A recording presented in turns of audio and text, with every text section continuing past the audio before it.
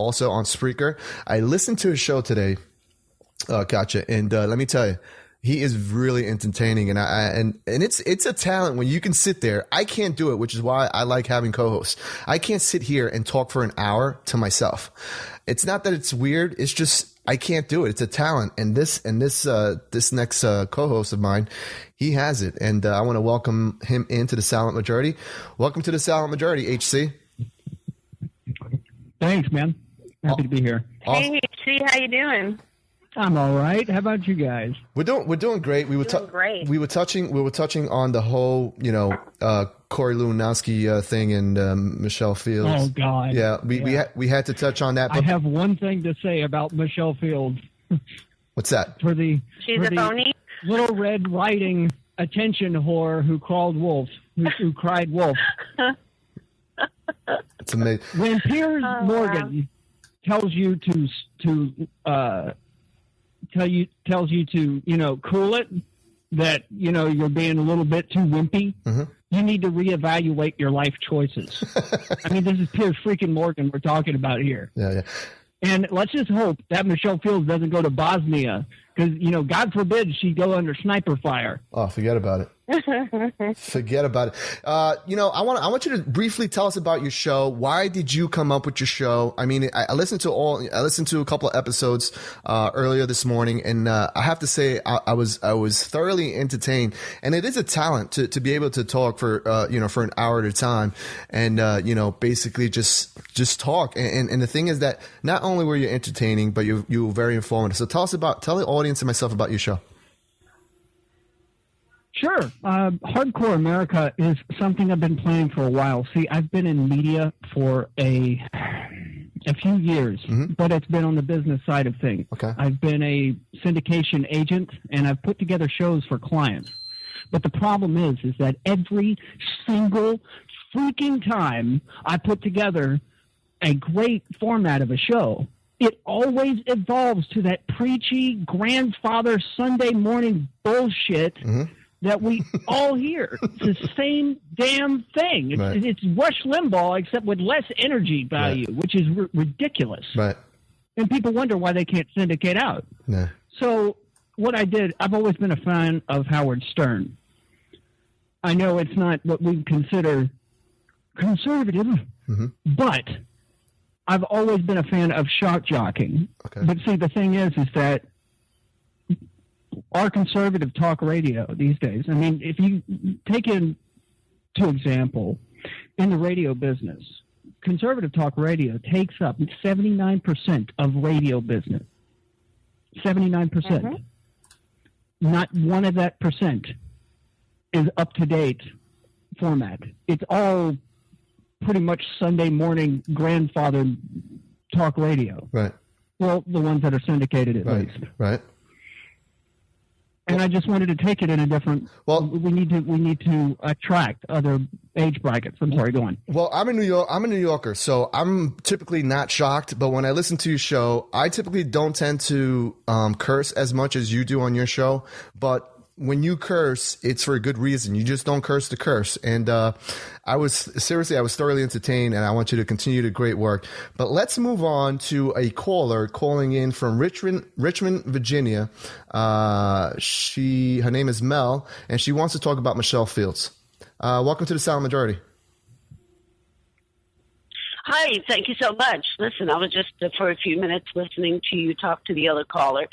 I watched a lot of the news shows, but I had never really heard of Michelle Fields mm-hmm. until this situation came about and her claims.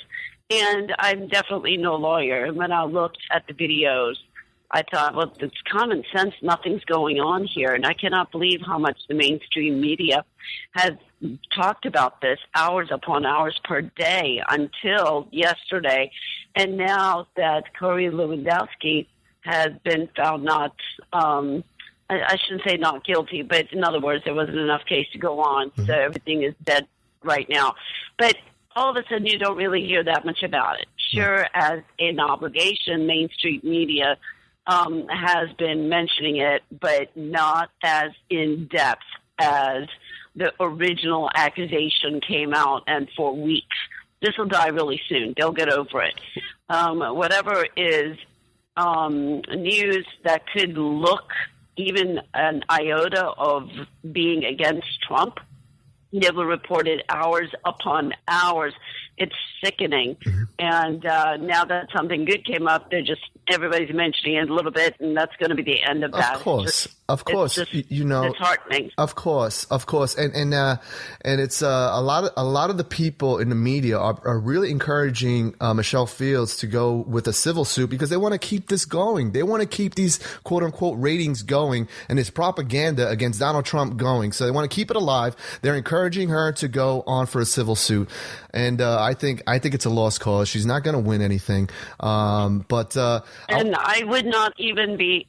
I would not even be surprised if somebody actually, like you said, entices her with, I'll cover all the costs of you going to court. Oh, sure. So there's a little bit more fuel to the fire. Of course. If I might interject real quick on this subject. Go ahead.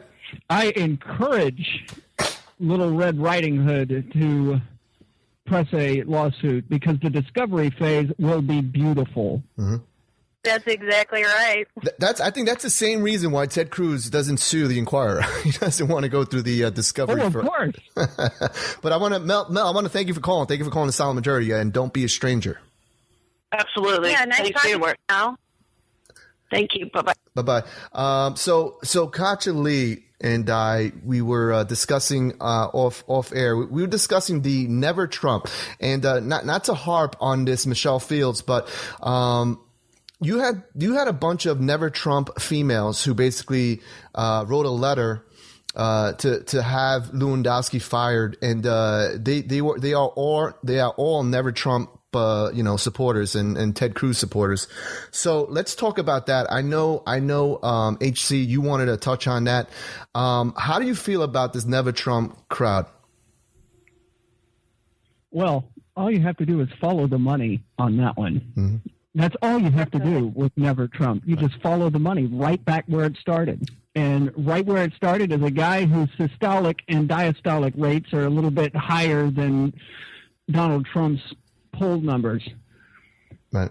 And Eric Erickson. Erickson. Eric Erickson. Right. Mm-hmm.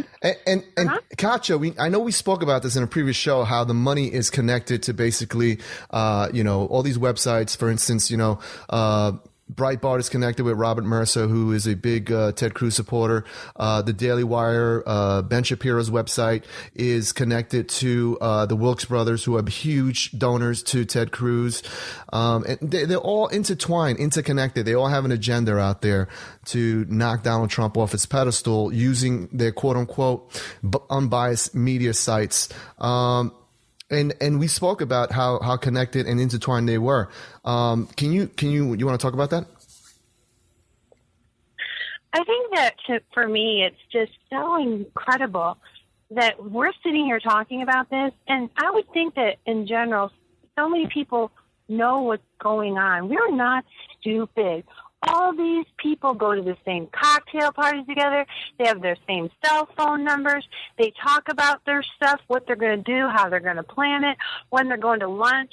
I mean, the audacity that these folks actually think that we're stupid, that this is not a coordinated attack to take out Mr. Trump because they do not want to stop going to their cocktail parties and drinking their scotch. I tweeted that out today, and folks really love that. Yeah. But it's the truth because they're all intertwined. They get paid. These people pay them paychecks. That's how they pay their mortgages.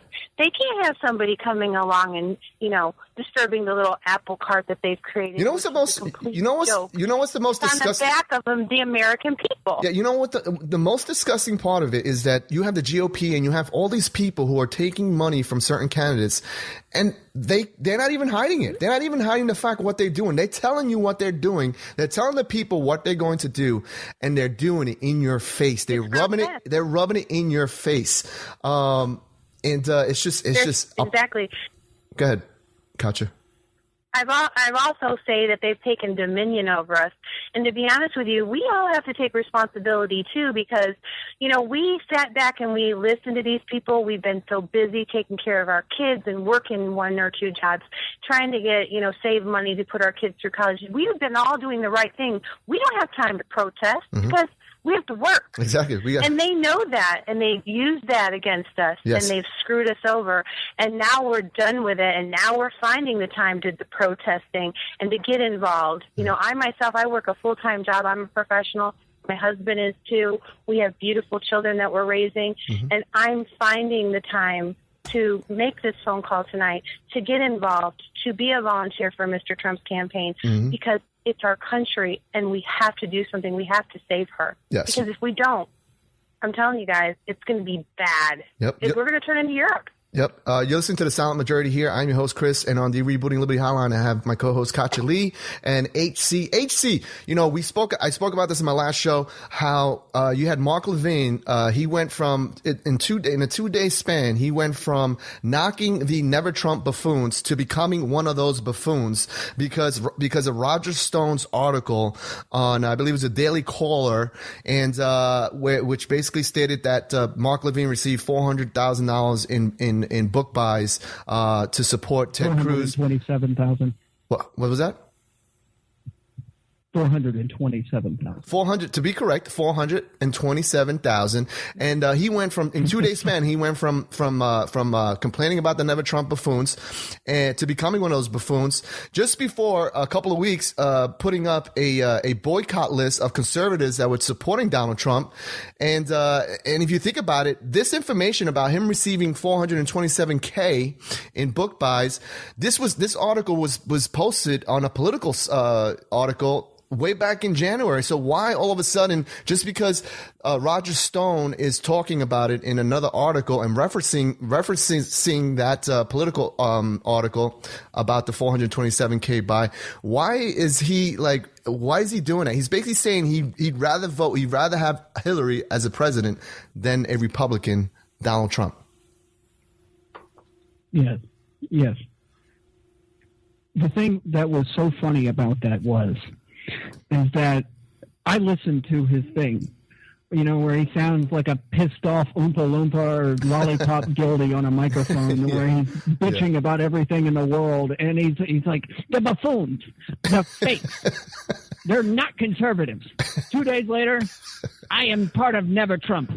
Yeah, it's ridiculous. I like your voice. You got that spot on. Let me tell you, I love you have to listen to HC's show Hardcore because he does a couple of impressions and they're pretty funny. This is why I'm telling you, it's pretty entertaining. You got to listen to the show. But that was pretty on point Mark Levine. I like that.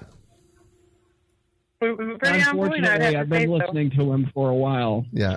Yeah, and isn't it kind of disappointing? It's like when you find out there's no Santa Claus or Easter Bunny, and it just sucks because I was a huge fan too. And like I said, Donald Trump has exposed all these people. At this time, I want to welcome in my third co-host on the Rebooting Liberty Hotline. I have Victor. Victor, welcome to the Silent Majority. Hey, glad to be here. Hey, Victor, we've been touching on. Hey, Victor, how you doing? Say hello, everybody. I'm doing just fine. Hi, Lee. Hi. Say hello, HC. What's up? All right. So Hey, HC. Nice to meet you, man. Nice to meet you. So you guys may not know each other aside from this show and maybe on Twitter, but I had Victor on a previous show, and he basically was breaking down the numbers in terms of the road to 100, 1237 for Donald Trump, and he broke it down explicitly. And how is that going? Did you update those numbers, Victor?